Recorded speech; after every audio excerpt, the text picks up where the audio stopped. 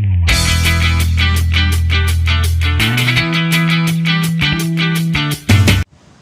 Friends, welcome to Jayshree classes.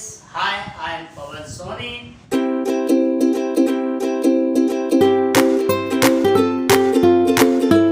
कैसे हैं आप सभी लोग? होप सो बहुत अच्छे होंगे। आज मैं स्टार्ट कर रहा हूं क्लास 10 की केमिस्ट्री का एक नई सीरीज, क्योंकि केमिस्ट्री का क्लास 10 का अब तक कोई वीडियो नहीं था, इसलिए केमिस्ट्री क्लास 10 की सीरीज स्टार्ट कर रहा हूं, जिसमें वन बाय वन पूरे फुल कोर्स को स्टेप बाय स्टेप आपके सामने रिप्रेजेंट करूंगा। तो स्टार्ट करते हैं। आज सबसे पहले केमिस्ट्री क्लास 10 की केमिस्ट्री का first chapter, chemical reaction and equation. Clear? तो देखिए, जैसे चैप्टर का नाम है तो चैप्टर का नेम ही लगभग पूरी चीजों को इंडिकेट कर देता है कि इसमें केमिकल रिएक्शन की बात होगी, केमिकल इक्वेशन की बात होगी। तो सबसे पहले केमिकल रिएक्शन क्या होती है? तो chemical reaction are the process in which new substance and new properties are form. मतलब कोई भी ऐसी रिएक्शन मतलब किसी चीज को किसी चीज में ऐसे मिक्स कर दो कि कुछ नया बन जाए, कुछ नया बन जाए। केमिकल रिएक्शन कुछ भी बना दो, वो सब केमिकल रिएक्शन है। बस कुछ लिया, कुछ ये लिया, मिलाया, कुछ नया बना दिया, chemical reaction. Clear? Simple language में समझने में ज्यादा जरूरी है, क्योंकि केमिस्ट्री के बिल्कुल केमिस्ट्री लैंग्वेज में जाओगे तो ऊपर छोड़ जाएगी, थोड़ा सीधे सीधे आते। अब जैसे अब थोड़ा केमिस्ट्री में एक एग्जांपल लिया, ठीक है? केमिकल रिएक्शन में जैसे मैंने लिया जिंक लिया, ठीक है? जिंक को मैंने क्या किया, सल्फ्यूरिक एसिड के साथ रिएक्ट करा दिया। मान लीजिए जिंक को सल्फ्यूरिक एसिड के साथ रिएक्ट करा दिया तो क्या बना? जिंक सल्फेट, सल्फेट बन गया और हाइड्रोजन। तो ये क्या हुआ? ये केमिकल रिएक्शन हो गई। भाई आपने कुछ लिया, कुछ बन गया, केमिकल रिएक्शन हो गई। एक और लेते हैं जैसे एग्जांपल, जैसे मैंने मैग्नीशियम ले लिया, मान लीजिए उसको ऑक्सीजन के साथ रिएक्ट कराया। मैग्नीशियम लिया, मैग्नीशियम तो आपको सॉलिड फॉर्म में मिल जाता है, ऑक्सीजन देखो हवा में बहुत सारी है, इसके साथ रिएक्ट कराया तो मैग्नीशियम ऑक्साइड बना। अब हवा में रिएक्ट कराओ, नहीं बर्न कर रहा हूं ऑक्सीजन में, तो मैग्नीशियम ऑक्साइड बना। ये क्या हो गया? एक केमिकल रिएक्शन। भाई मैग्नीशियम को अब जब मैग्नीशियम ऑक्साइड में देखा जाए तो ये मैग्नीशियम से बिल्कुल अलग डिफरेंट सब्सटेंस बनेगी, है ना? Magnesium oxide. अच्छा, केमिकल रिएक्शन में एक चीज को समझ के चलिए, केमिकल रिएक्शन में क्लियरली ये बात होती है कि एटम चेंज नहीं होता, बस रीअरेंज होता है। मतलब अपने प्लेस को चेंज कर लेता है, रीअरेंजमेंट होता है एटम का, कि एटम खत्म नहीं होगा। जैसे कार्बन को ले रहा हूं मैं, कार्बन को मैं ऑक्सीजन के साथ रिएक्ट कर रहा हूं तो क्या ऑक्सीजन खत्म हो गई या कार्बन खत्म हो गया? दोनों रहेंगे, बट अब इनका रीअरेंजमेंट हो गया, कार्बन डाइऑक्साइड बन जाएगी, कुछ नया बन जाएगा। रहेंगे वही एटम जो पहले थे, ठीक है? चलो, ये हो गया केमिकल रिएक्शन। समझ में आ गई इक्वेशन? Sorry, chemical reaction. इसके बाद हम बात करते हैं कि रिएक्टेंट क्या होता है। सबसे पहले तो रिएक्टेंट, देखिए रिएक्ट करने वाला इंसान ही रिएक्ट होता है ना? यहां रिएक्ट कौन कर रहे थे? मैंने देखा मैग्नीशियम को ऑक्सीजन के साथ रिएक्ट कर, ये मैग्नीशियम और ऑक्सीजन दो ही तो सब्सटेंस है जो रिएक्ट कर रहे थे, तो इनको क्या बोलूंगा मैं? रिएक्टेंट। मैग्नीशियम और ऑक्सीजन को क्या बोलूंगा? Reactant.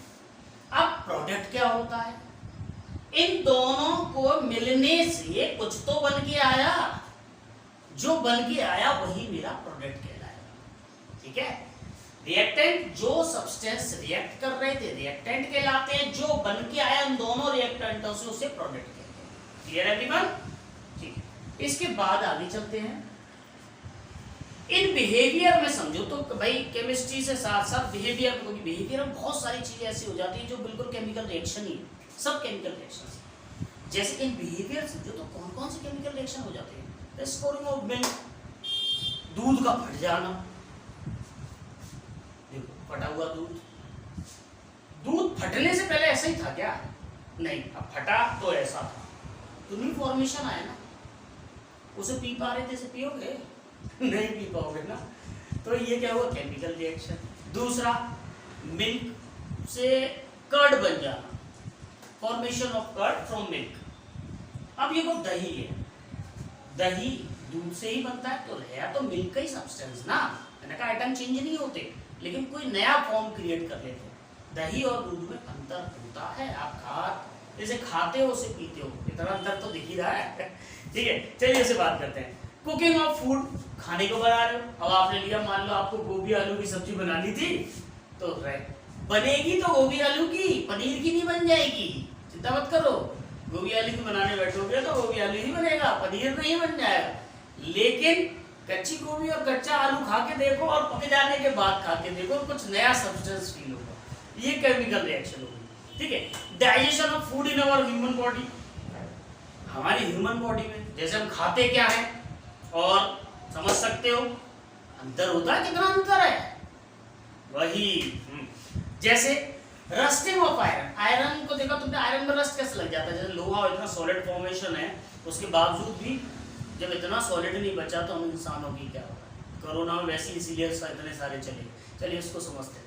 Rusting of iron, iron जब भी मॉइस्चर या एयर वाटर वेपर्स की एबिलिटी में रिएक्ट करता है तो रस्ट उस पर पपड़ी सी उपटने लगती है, उसे रस्ट बोलते हैं। देखो जैसे दिख रहा है जंग लगा हुआ है लोहा, जंग को ही रस्ट बोला जाता है, रस्टिंग ऑफ आयरन। एक और लेके चलते हैं, बर्निंग ऑफ फ्यूल्स।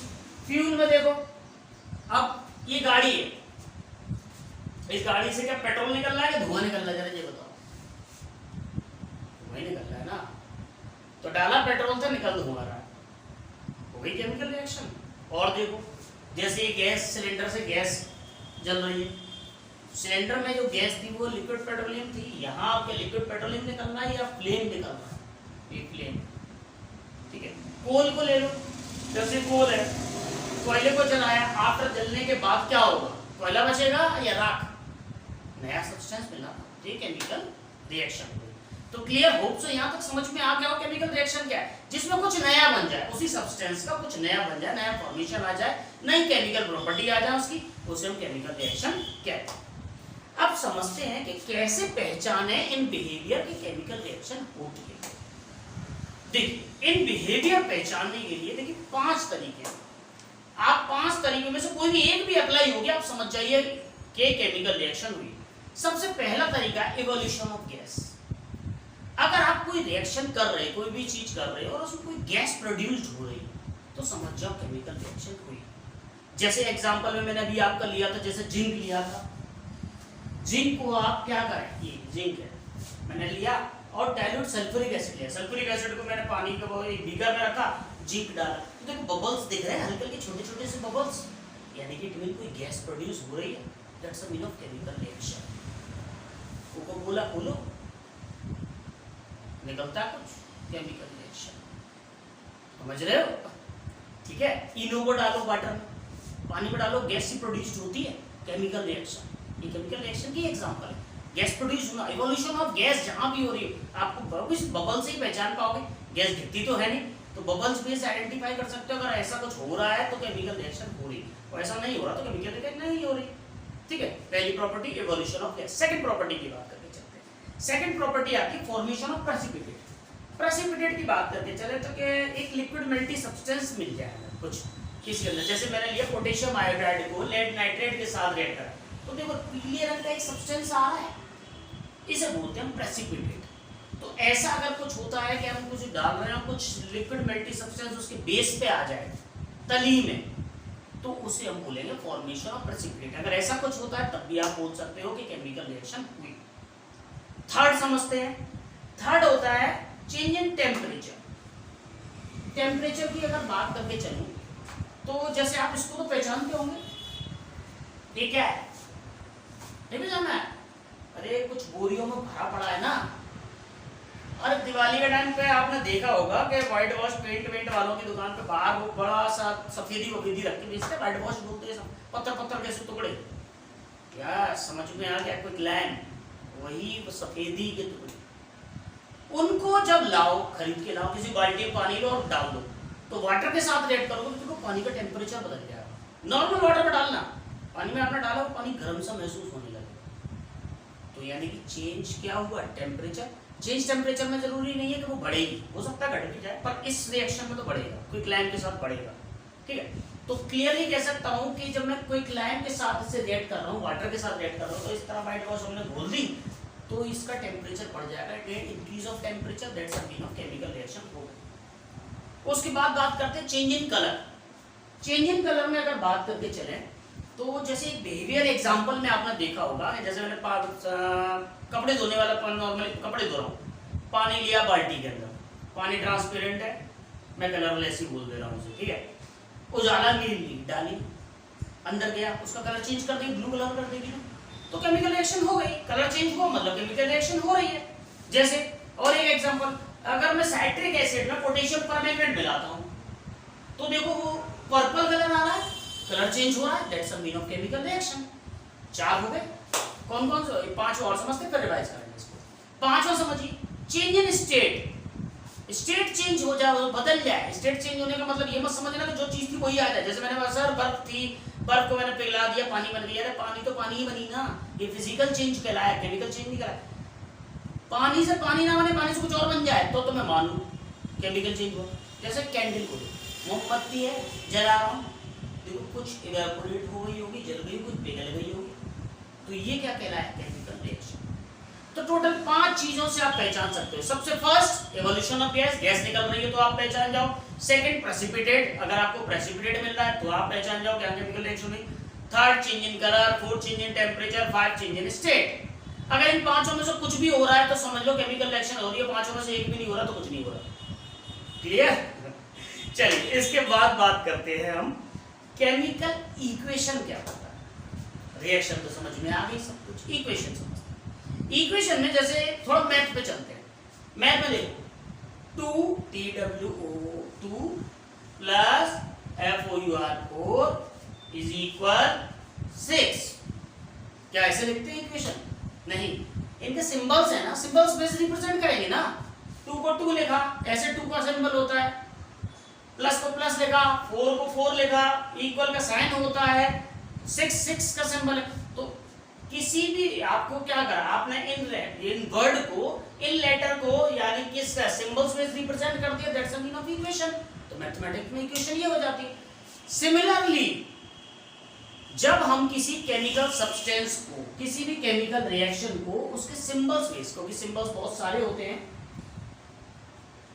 उस बेस, क्योंकि हर एक ध्यान रखिएगा केमिस्ट्री में हर एलिमेंट का अपना एक सिंबल है, हर एलिमेंट का, तो उसको सिंबल बेस रिप्रेजेंट कर देना ही आपका क्या कहलाता है? Chemical equation. जैसे मान लीजिए जैसे कार्बन है, कार्बन को मैं ऑक्सीजन के साथ बन रहा हूं तो कार्बन का C लिखता हूं, कार्बन का सिंबल C, ऑक्सीजन का O2 लिख दिया तो क्या बन गया? CO2।